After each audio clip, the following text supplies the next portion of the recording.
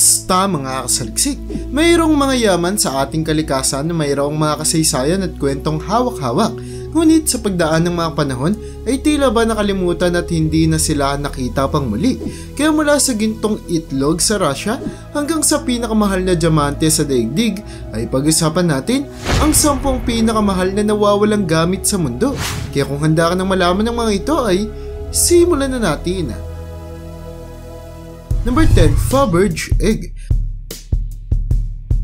Alam mo ba na mayroong mga mamahaling itlog na ginawa sa bansang Russia na sinasabing milyong-milyong dolyar ang halaga? Ito ay ang Faberge egg na pinagawa ni Tsar Alexander III para ibigay sa kanyang asawa na si Empress Maria Fyodorovna, kung saan ang bawat isa sa mga itlog ay naglalaman ng mga mamahaling relika.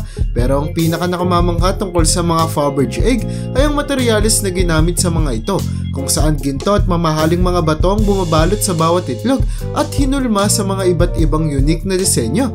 Ngunit ayon sa mga eksperto ay mayroong 69 na Faberge egg ang ginawa para iregalo kay Empress Maria.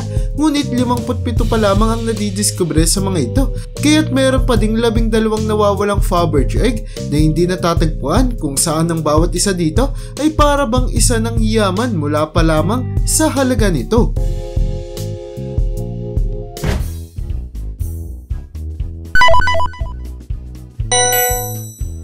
Number 9, the Holy Grail. Maaaring pamilyar ka na sa sagradong relika na tinatawag na Holy Grail o banal na kopita, kung saan ayon sa Biblia ay ito ang ginamit ni Jesus para uminom noong naganap ang The Last Supper. Ayon sa mga eksperto ay gawa daw sa ginto ang banal na kopita na nababalot ng mga mamahaling bato. Ngunit kahit na ordinaryo at hindi mamahalin ng materyales na ginamit sa pagbuo ng kopita ay hindi pa din may tatanggi na sobrang mahalaga ito mula pa lamang sa istorya na ginamit ito ni Jesus na anak ng ating Diyos. Number 8, Maxberg Archaeopteryx. Ang mga Archaeopteryx ay isang uri ng dinosaur na kayang lumipad na sinasabing ninuno ng mga ibon na makikita natin sa kasalukuyan. Ngunit dahil sobrang rare at konti lamang ang natatagpuan ng mga fossils ng hayop ay hindi pa gaanong madami ang pormasyon na nakukuha dito. Ang isa sa 11 fossils ng Archaeopteryx na nadiskubre ay ang kay Edward Obici na ipinadala niya sa Maxberg Museum para i-display dito. Ngunit dahil sobrang kakaunti lamang ang binabayad sa kanya ng museo para i-display ang nadiskubre niyang fossil, ay pinili na lamang ni Edward na itago ito sa kanyang bahay. Pero dahil madalas na mag-isa lamang sa Edward ay kahit 3 dekada na ang nakalilipas nang siya ay mamatay, ay hindi na natagpuan pang muli ang fossil ng Archaeopteryx na nasa kanya, at hanggang sa kasalukuyan ay pinaghahanap pa din ng mga eksperto. Number 7, Amber Room. Mula pa nga lang sa mga Faberge egg ay paniguradong alam na natin kung gaano kamaharlika ang mga bagay sa bansang Russia, kung saan pati na ang kwarto ay ginawa nilang purong amber na ayon sa mga eksperto ay ang gawat sulok nito ay may milyong-milyong dolyar na halaga. Ang Amber Room ay ang kwarto sa bansang Russia na ginamitan ng amber na fossil ng dagta ng puno, kung saan talagang sobrang bihira lamang makita ang bagay nito na nangangahulugang mataas ang halaga sa merkado.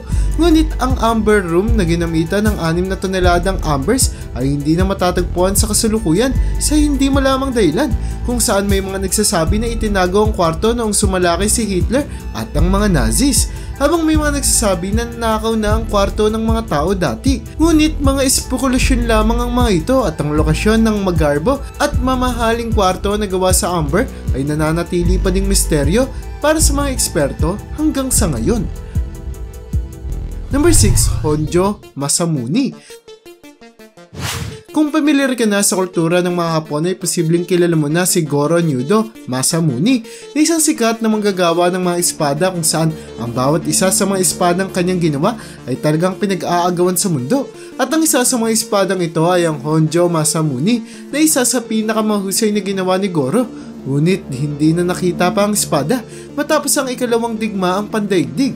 Ayon sa mga kwento, ay ang Honjo Masamune ay pagmamayari ni Honjo Shigenaga na sa kasamang palad ay naubusan ng pera kaya't napilitan daw siyang ibenta ang espada sa grupong Tokugawa Shogunate na huling humawak sa Masamune hanggang sakupin ng bansang Amerika ang bansang Japan at kumpiskay ng kanilang mga armas kasama ang Honjo Masamune na ayon sa mga eksperto ay posibleng natunaw na at tuluyan nang nawala sa mundo. Number 5. Ark of the Covenant. Ang mga relika at gamit na itinukoy sa Biblia ay sadyang mayroong matataas na halaga, kagaya na lamang ng The Ark of the Covenant na isang gintong baul na naglalaman ng 3 bagay. Ang 2 tablet kung saan nakasulat ang 10 utos ng Diyos, ang staff na gamit ng kapatid ni Moses na si Aaron, at ang mga tablets of the Covenant na pwedeng kainin natin na sa kwento ay regalo ng Diyos. Sa kasamang palad ay hindi na natagpuan pa ang relikang ito, dulot na noong nakawin ng Ark mula sa kamay ng mga Israelita ng mga Philistines na minala sa loob ng matagal na panahon, kaya't inisip nilang isumpa ang Ark at itago ito sa hindi malamang lokasyon.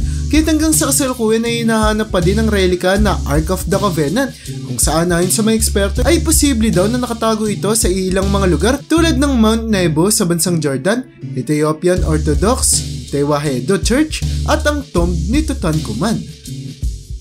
Number 4. Irish Crown Jewels.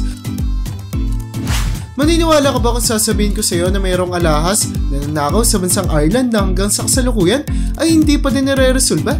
Ito ay ang Irish Crown Jewels na kadalasang sinusuot ng namumuno ng Order of St. Patrick na sa kasamang palad ay huling nakita noong 11 ng buwan ng Hunyo taong 1907 nang ilagay ang mga ito sa safe para itago. Nawala daw ang mga Irish Crown Jewels nang manakaw ang lugar kasamang mga collars na ginamit din ng kanilang mga kabilyero, at hanggang sa kasalukuyan ay hindi na natukoy kung sino ang nagnakaw at kung nasaan na ang mga ito. Ayon sa mga eksperto ay ang bawat isa sa mga crown jewels na ninakaw ay may halaga na umaabot sa $3.7 million sa kasalukuyan, kaya't kung sino man ang makahanap nito ay talaga namang bigla ang yayaman. Number 3. Nativity. Alam mo ba na may ipininta si Michelangelo Merisi da Caravaggio na nawala na lamang ng biglaan na talagang nagpalungkot sa madaming mga tao dahil sa halaga nito? Ang pangalan ng pinta ay ang Nativity na ayon sa mga eksperto ay may halaga na $20 million kung saan ninakaw daw ang sining habang nakadisplay ito sa Oratoria di San Lorenzo, 18 ng buwan ng Oktubre taong 1969. Hindi na natukoy kung ano ba talaga ang nangyari sa Nativity, kung saan may mga nagsasabi na posibleng nasira daw ito habang may iba namang nagsasabi na maaaring natabunan na ang sining noong nagkaroon ng lindol noong 1980. Number 2. Jules Rimet Trophy.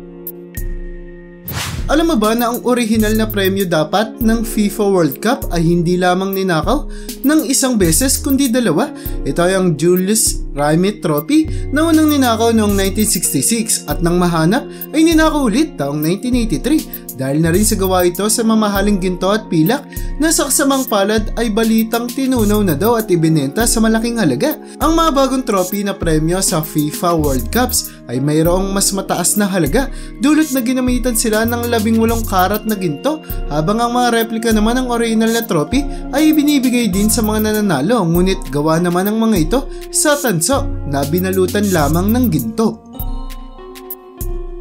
Number 1. Florentine Diamond. Ang mga diamante na kadalasan nating nakikita ay mayroong kulay asul o puting kulay, kung saan ang bawat isa sa mga ito ay mayroong malaking halaga. Pero alam mo ba na mayroong diamante na may kakaibang kulay at may mas malaking halaga? Ito ay ang Florentine Diamond na ginawa para isuot ng duke ng Burgundy na si Charles the Bold. Nasuot-suot ang diamante nang siya ay mamatay sa Battle of Morat noong 1476. 400 taong nang papalit-palit ang nagmamayari sa Florentine Diamond hanggang sa makuha ito ni Charles I, Austria, kung saan ninakaw daw ang diamante ng kaibigan ng pamilya ni Charles at naglaho na lamang na parang bula. Ang 137 karat na diamanting ito na sinasabing mayroong halaga na $380 million sa kasalukuyan ay patuloy pa ding hinahanap ng madaming tao dahil kung makikita nila ang diamante ay talagang yayaman sila ng sobra. At yun ang bumubuo para sa listahan natin sa video na ito. Sobrang nakakalungkot isipin na ang mga mahalaga at mamahaling bagay na ating tinalakay ngayong araw ay nawala at naglaho na lamang na parang bula sa ating planeta. Kung kaya't hindi na makikita ang mga ito ng publiko at tila ba naiwan na lamang sila bilang kasaysayan. Kaya para sa'yo, alin sa mga ito ang pinaka-pinanghinayangan mong mawala? I-comment mo naman yan sa baba. At hanggang dito na lang muna ang aking bahagi. Hanggang sa muli mga kasaliksik. Maraming salamat sa panonood. See you in my next vid.